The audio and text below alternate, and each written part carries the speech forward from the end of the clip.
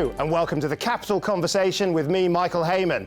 Now, when the Evening Standard describes you as the UK tech industry's Wonder Woman and one of our nation's tech titans, you've got plenty to live up to. Well, my guest today may not be wearing a cape, but she's certainly flying the flag for British tech and the potential for women to break new ground. Jacqueline de Rojas is the president of techUK, the trade association that champions technology businesses up and down the country. Jacqueline, welcome. Thank you very much. I have to say you're my first president on the show, and I want to know, are you making UK tech great again? Of course, absolutely, but with a big team behind me and with the strength of the industry behind me too. When you look at the UK tech scene, have we got plenty to be optimistic about right now? Absolutely. Oh my gosh, the UK, we are an absolute centre for AI and robotics.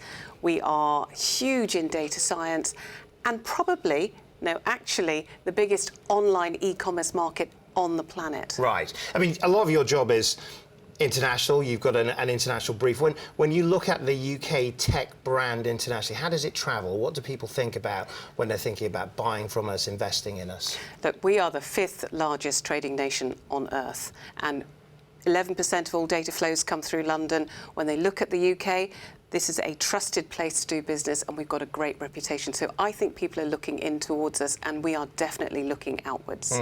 When sort of people think about, though, the UK tech offer specifically, when they think Britain is great in, fill in the dots, what are the things we internationally excel in? First on my list, talent, all day long. We have great education establishments, including universities, research bodies. We export a huge amount of brain talent. So brain power? Brain power, absolutely. AI and robotics, for sure. The whole innovation spirit. We are a nation of pioneers. So that's really important. And that pioneering spirit, are we seen as good at starting but not necessarily scaling? I mean, is that part of, I mean, people will often talk to people like Sir Tim Berners-Lee, invents the World Wide Web, but doesn't become a billionaire in the process like many of the Californian equivalents. You're right, we could do better. There are some stats, I'll give you an example. 3rd on the list of OECD list for startups, 13th for scale-ups. So there is a way to go, but there is a lot of work and a lot of investment going into that. What happens between 3rd and 13th? I mean, what sort of explains the drop from being, I guess, in the top league to being middle table? A large part of that simply is that people go abroad for bigger markets and they get bored. So that's a very, very large part. It starts here, it's innovated here, and then we go forward to larger markets. Right. Now, I mean, tech is seen as one of the front line of Britain's proven business winners. But over the last year, I mean, 2018 itself has not been the greatest year for tech when you look at Facebook and Cambridge Analytica, when you look at the sort of the issues for Tesla this year in terms of its chief executive and his relationship with who knows what. When you look at Uber losing Travis Kalanick, people are starting to talk about the tech lash. I mean, do you get a sense that our love affair with tech has slightly faded this year? Or is that just a realistic sense of where we should be with an industry that we rely on so much for? Well, I think when you're breaking boundaries, you break a few eggs, and I know they are serious issues. I'm not belittling them in any way, but boundaries are broken, and therefore we go into new territory all the time. And let's face it, some of the leadership teams that you're talking about, referring to, are pretty young. They're all pioneers. They haven't done it before, so everybody is learning. And they're global issues, they're not local issues. Right. And that's why it matters. I mean, OK, so they've got to learn on the job, and fair enough. They do. But they also have tremendous amounts of responsibility and power in our lives, the data they hold on us, the way that they can sort of, I guess, manipulate the way that we live. Is it OK that a few very privileged, very successful companies have got so much power over our lives, do you think? Technology is one of those areas where you can have lots of power in the hands of a few, but let's face it, the pharmaceutical industry is very similar, the food industry is very similar. There are lots of parallels already. So we've seen this before? We have seen it before. I think where we've got to realise is that, you know, Facebook, just as an example, the leader of that company now, instead of being the person that was, you know, having all the data out there and sharing it all, now has to become the protector of the data.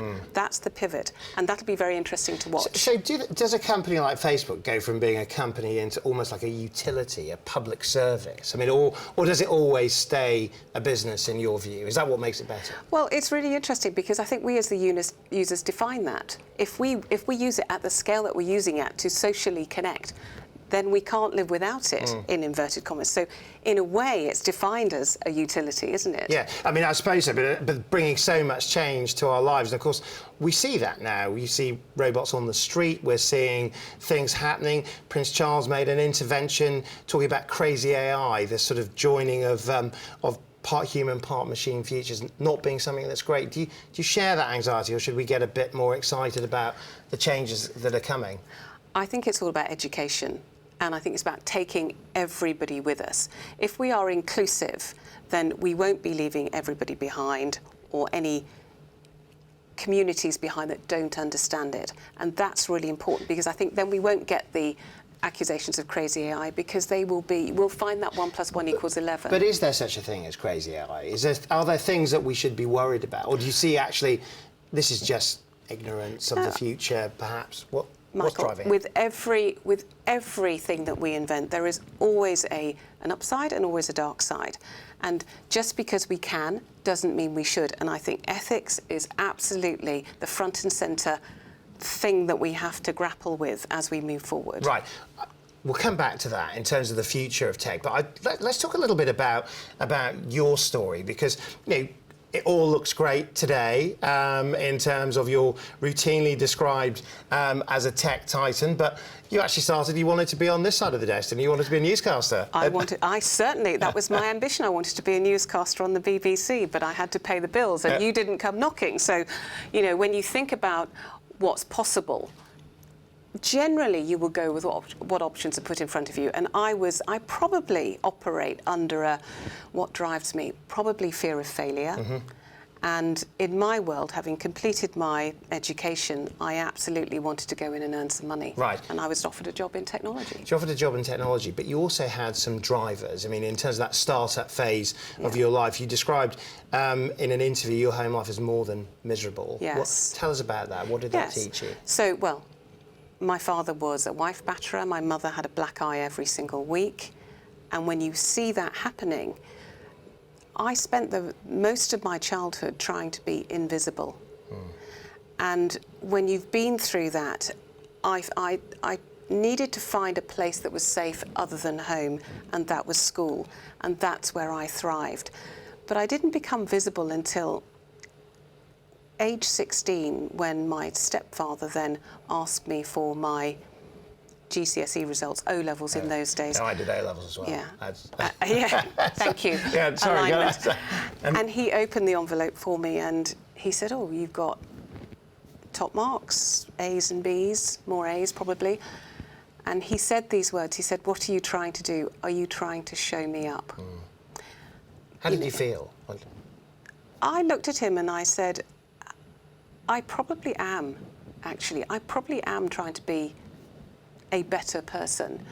And that was a fork in the road moment for me. And from that moment, age 16, I stopped being invisible and I started to become my visible self. So 16 was the kind of moment of truth. Absolutely. And did you did you ever have this sort of like sense of almost like the imposter syndrome? A lot of successful people feel they've got to hide something, prove something. Did that travel with you, or was it a really much more grittier story of you knew where you wanted to go?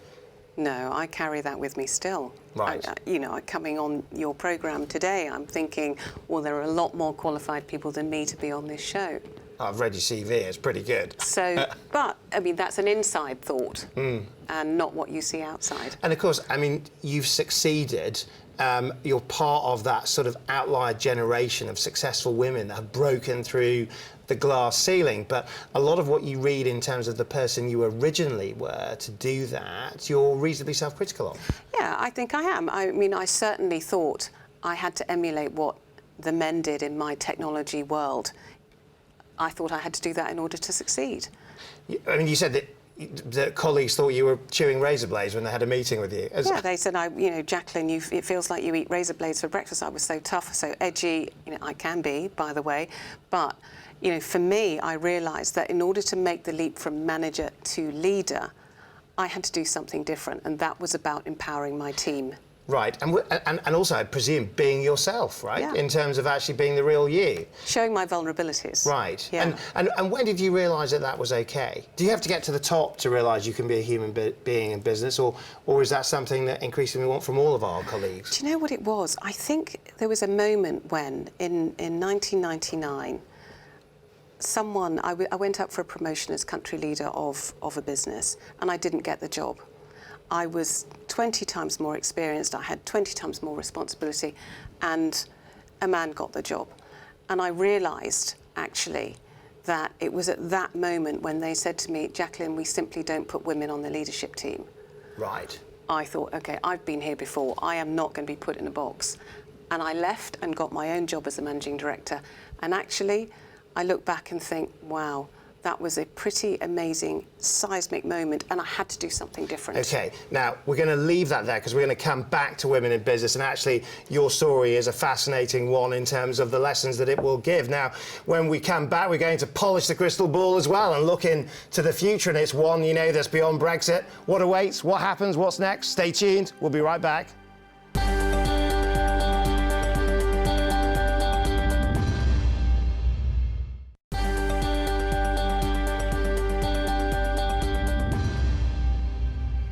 Welcome back. Now, my guest today is the president of techUK, Jacqueline de Rojas. Jacqueline, now, let's start with a quote, if I may. It dawned on me that I didn't have to be an angry feminist to make it in business. These were your words. Tell us why. I topped out. I think I was part of the frozen middle management layer, and I wanted desperately to be a leader. And I realised that actually it wouldn't scale unless I unleashed the power of the team. And so I just literally tested it out and stepped back and thought, OK, show me. And there were a few mistakes, but actually we had much, much better results. So you let go? I let go. And trust. And when did... So how do you get that? If you go from this person, as you say, the angry person that is basically saying, show me the evidence, be prepared, to actually saying, you know what? Get on with it, just do it. I'm not going to pretend it was a light bulb moment on my own. I went through a huge amount of self-reflection and personal development courses. I met the Dalai Lama as an example, and and the conversation with him led me to a course on He's UN a hell hostage. of a mentor to have. Totally. but I went on to do a course on UN hostage negotiation, in non-violent communication, and he also taught me one thing, and that is you're not too small to make a difference.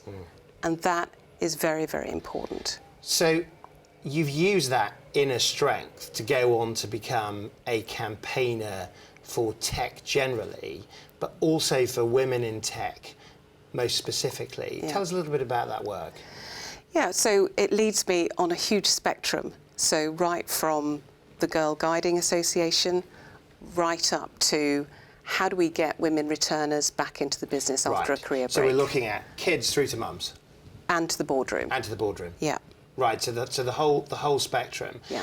If you were to sort of give us the sort of the report on that, I mean, where are we right now in terms of rising to the challenge? So we have done a lot of work. Are we moving the needle?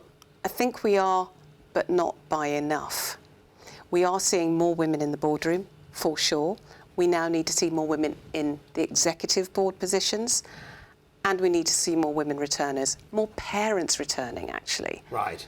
And when you look at tech, are there specific parts of the technology spectrum where it's really good and vice versa? I think there are more and more women going into areas like AI.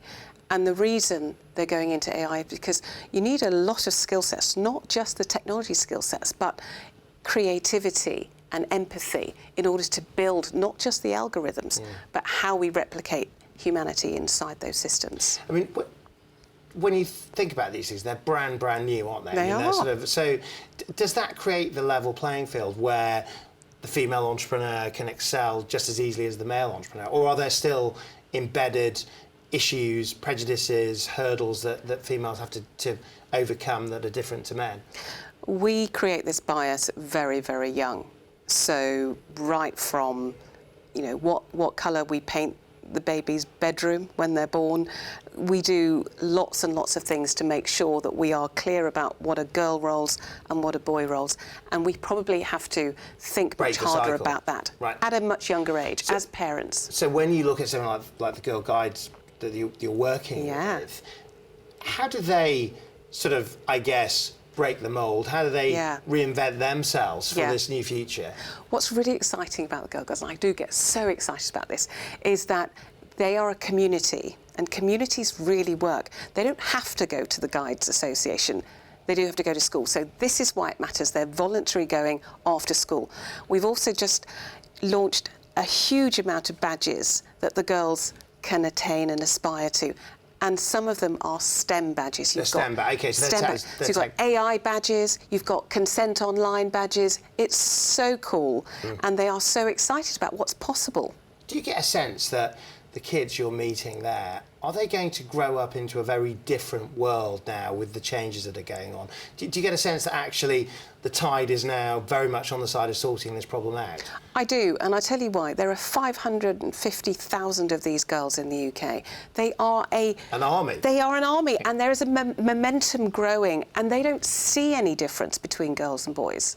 So they just get on with it. Yes, and they have huge confidence in their own capabilities. And if you're giving a message to UK tech, some of our most progressive businesses, how do they get ready for that 500,000 talented young people that are coming through the system in the most hopeful sense? How do they make sure that we realise that potential? The most progressive companies have done really smart things like sponsor one of those badges so that they get to know the curriculum, the kids, what's possible, and they follow them and they bring the talent in when they get to Ranger age, which is 25. Right. Now, or earlier.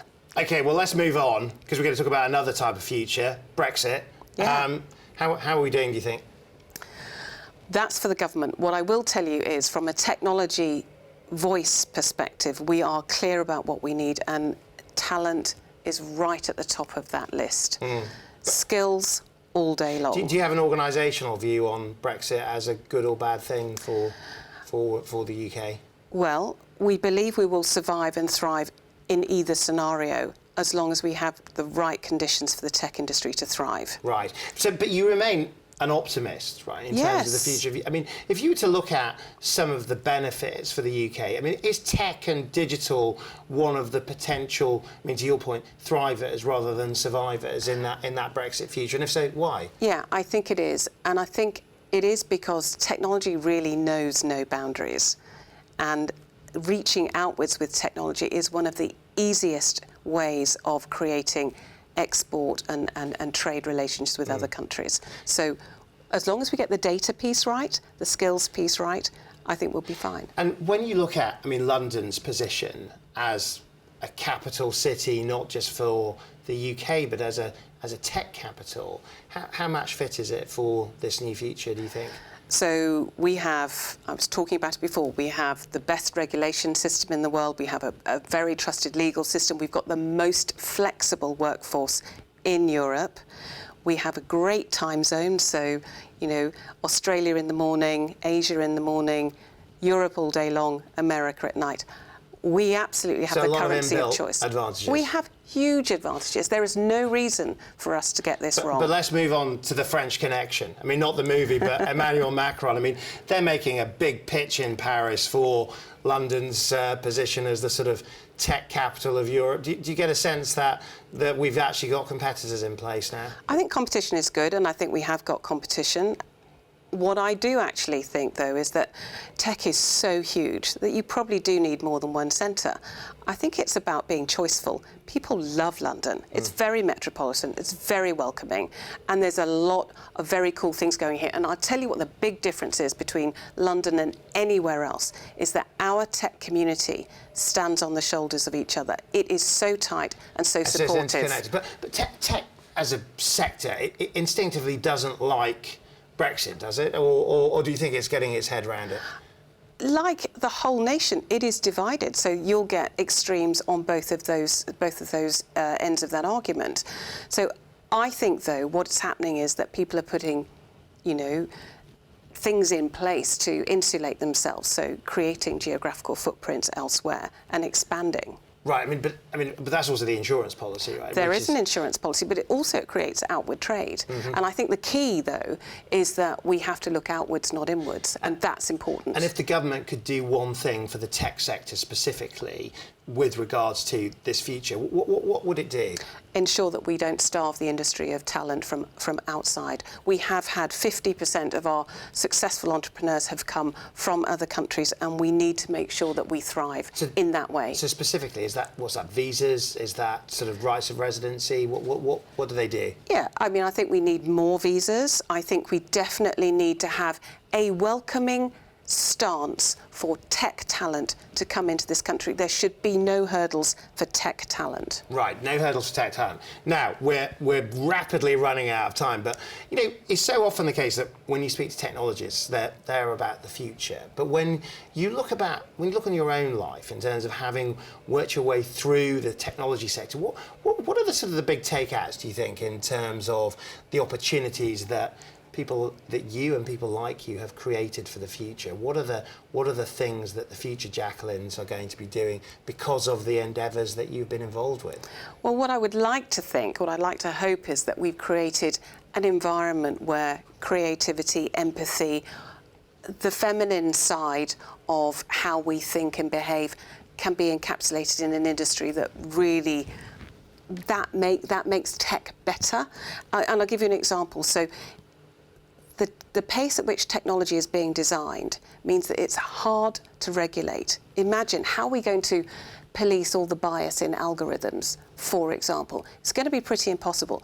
But if you create a diverse team in the design element of that build, you will find that it will self-regulate because we all have a voice at the table. And I think that's our place in the future, is that 1 + 1 will equal 11 in having a diverse team and better business outcomes. 1 + 1 = 11. We're going to have to leave it there. Jacqueline de Rojas, thank you very much indeed. And alas, that's all we have time for today. And thank you to my guest, Jacqueline de Rojas, an optimist with an eye on the future. Hers is a message that change is coming, but cast off the gloom and ditch the duvet of despair, because this could be great change, liberating, involving, and life-affirming. And if this episode gives you the feel-good factor, you've got Jacqueline to thank for that. And do join me again when we return for the next Capital Conversation. I'll see you then.